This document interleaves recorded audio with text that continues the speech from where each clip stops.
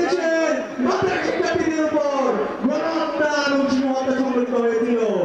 এভাবে আপনারা জানাবেন ক্যাম্পাসগুলোতে ছাত্রলীগের সন্ত্রাসীরা আমাদের উপর নেকটার হত্যাকাণ্ড চালিয়েছিল। আগ্রাসনের বিরুদ্ধে, আধিপত্যবাদের বিরুদ্ধে কথা বলতে গিয়ে শিক্ষার্থী আমাদের ভাই আপনার শহীদ হয়েছে। আমাদের ব্যক্তিবৃন্দকে আধিপত্যবাদের বিরুদ্ধে কথা বলার কারণে, আগ্রাসনের বিরুদ্ধে কথা বলার কারণে শহীদ করা হয়েছে।